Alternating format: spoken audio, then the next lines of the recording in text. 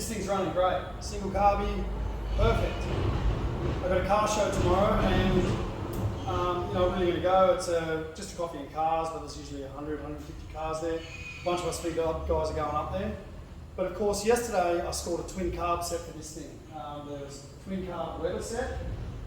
So I'm going to rip the engine out, put the twin carbs on and the new exhaust tonight before the show tomorrow. Here we go. So these are the carbs I scored. They're a set of single port manifold, single throat 34s, Webers, genuine Webers. I got them off a local guy. He had them on his same size motor as mine. He also had this Sidewinder set of exhausts on the car, which I got off him cheap. This is going on the car that I built for turbo, but obviously I've got blow-by issues, so I think a set of twin carbs would be good for it. I've got the exhaust because I've already built my turbo setup for that exhaust. So rather than buying another, one of those exhausts, I got this Sidewinder set, which are normally about $1,000, very cheap. So it's going to go on there. I just hope it all goes together easy. I mean, these things are always, you think it's going to be an easy thing and it's always hard, but the carbs should bolt on. I got a few decisions to make. Let's go have a look.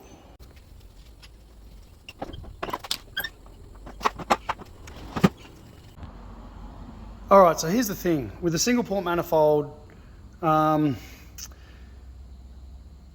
basically, I think I could fit the carbies without dropping the engine, which I probably think is probably a good idea. The exhaust would be easy to go on without dropping the engine. Everything should be good. The main issue is that you need to remove the generator, zoom out, and the fan housing to remove this single port manifold. Now, okay, here's where the cheat could come in. Easiest thing to do would be to unbolt it, take the carb off, and just literally just hack it with a fucking Sawzall or something like that. I guess then we have the risk of swarth going down into the heads. It's like, I could probably get away with cutting one side. I could probably just cut this side here. So if I could release them two bolts, slip a rag in there somehow so nothing went down there, maybe that's the easiest thing. I mean, this manifold was already cactus. It was leaking before. I've kind of got it chem welded together. So yeah, maybe that's what I do. If you've made it this far, please hit the subscribe button. Help us out. We're trying to grow this channel.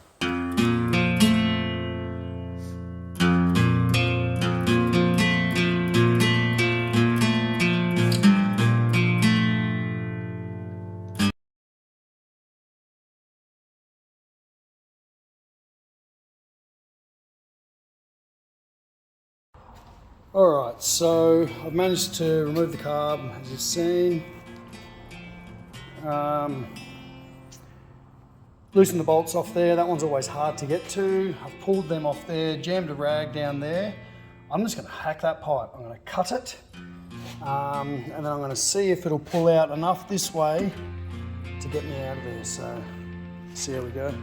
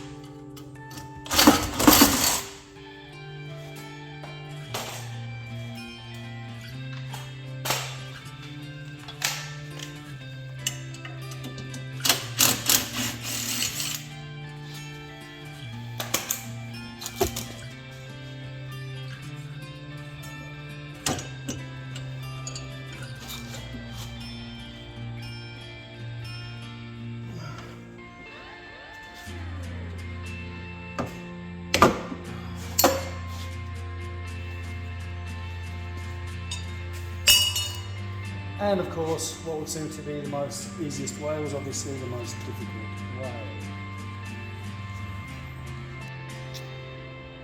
Alright, well the carbs are sitting in there. They look pretty neat.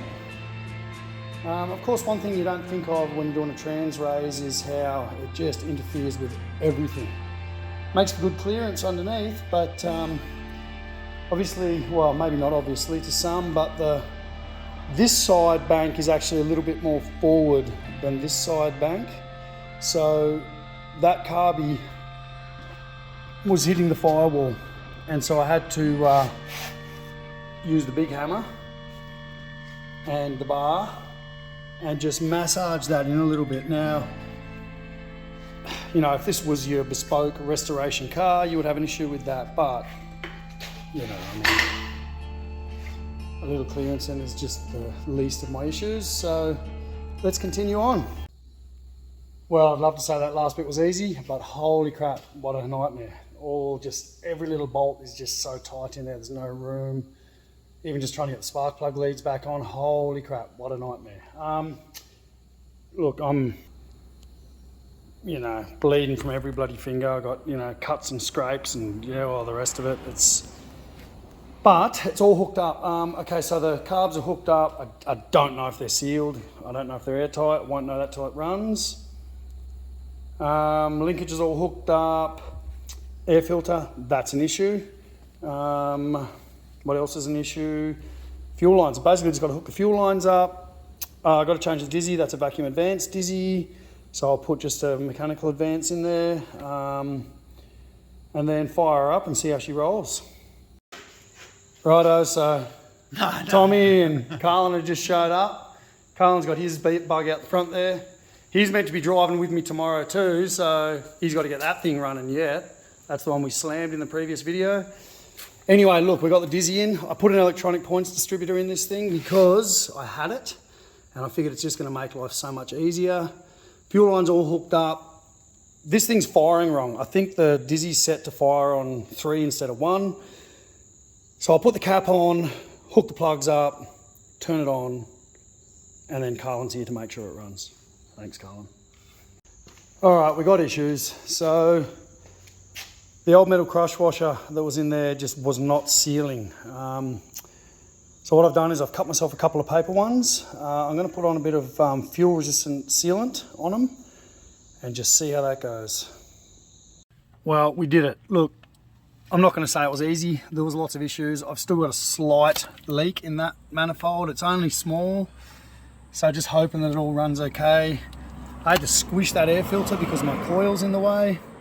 Something I'm going to have to address. Other than that, she's good to go. The good news is we made it. We've got the convoy ready to go. She's running. It's got a little bit of an intake leak, but it's okay. Look at this line up.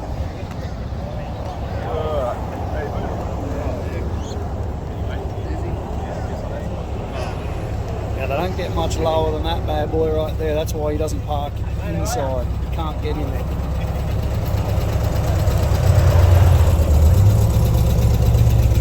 Josh's mint rig. This thing's like next level. We're going to have to have a word with this fella. It's sitting about 12 inches too high.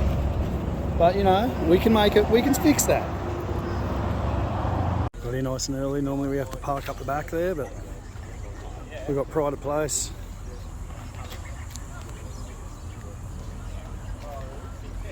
All the rats. Not so rat.